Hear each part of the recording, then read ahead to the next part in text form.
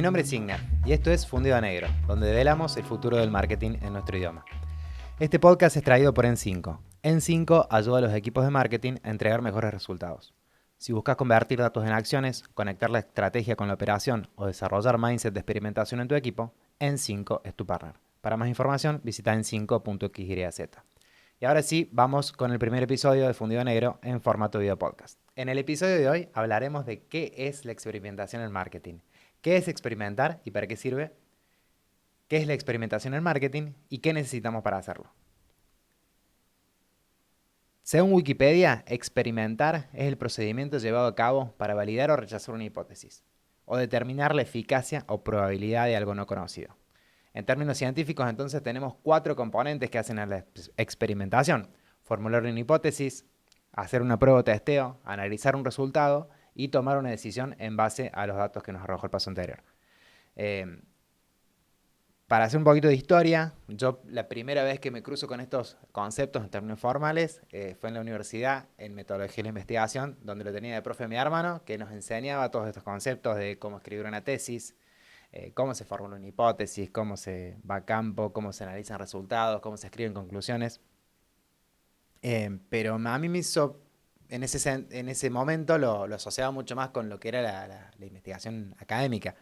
En mi casa se hablaba de eso porque también estaba mi mamá, que es investigadora científica también, y era parte del lenguaje de la casa.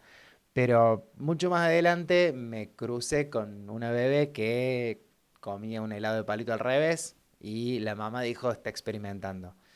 A mí me hizo mucho sentido porque pensé que la bebé estaba probando cómo era el tacto del helado, el sabor, qué pasaba si lo agarraba al revés, incluso hasta poder estar probando también qué hacía la mamá si ella lo comía al revés del helado.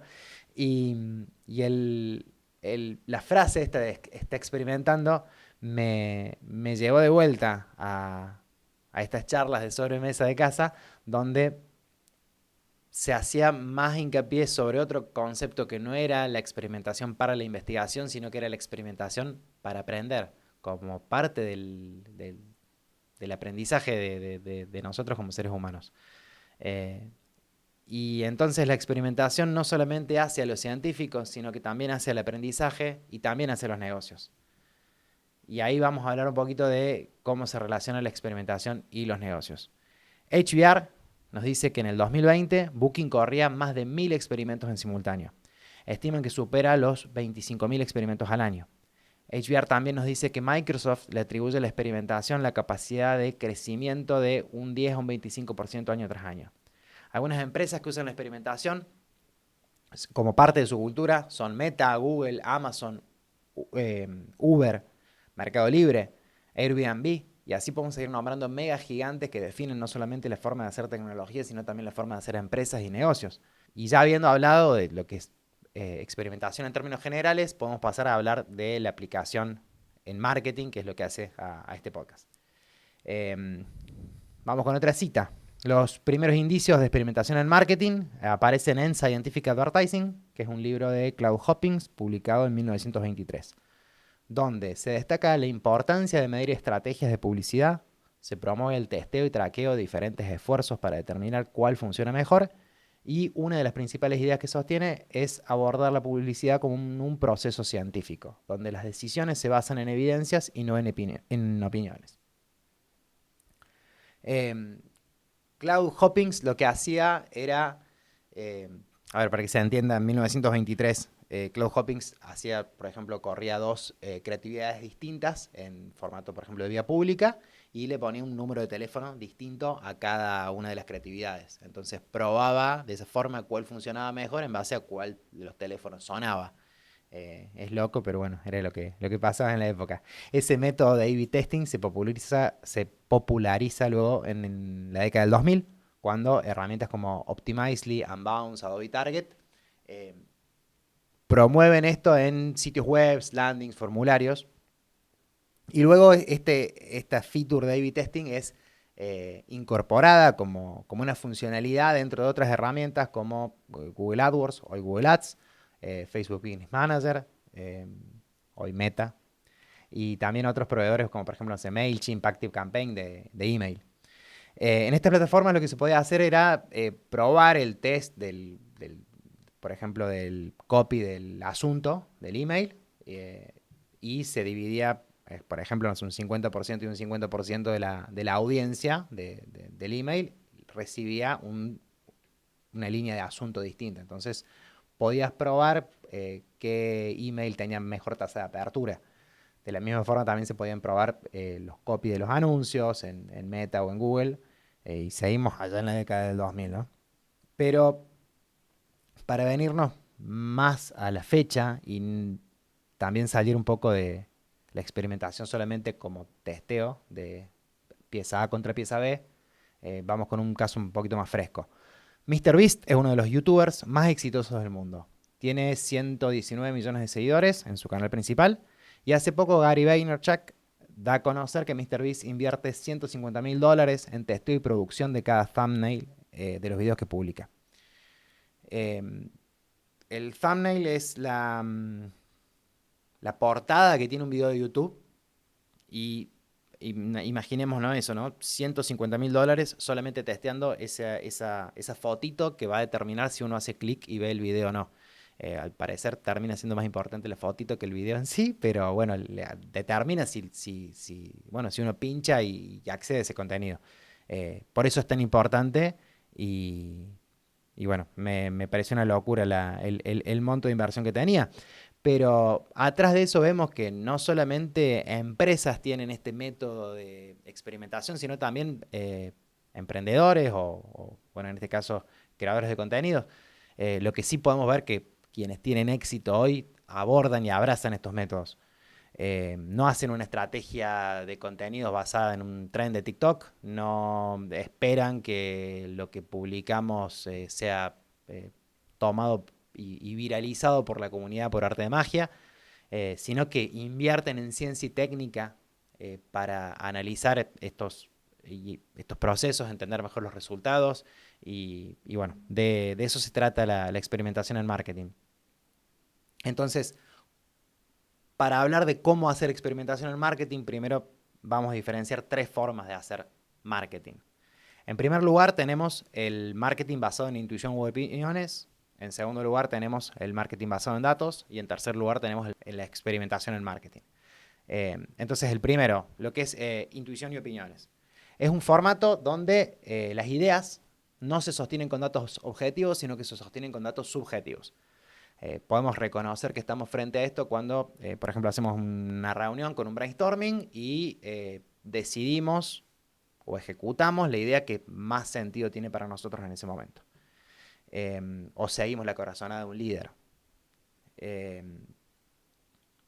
Por otro lado, también estamos frente a este caso cuando vemos un caso de éxito o vemos que le funciona la competencia y lo traemos y lo replicamos en nuestra empresa o en nuestra marca.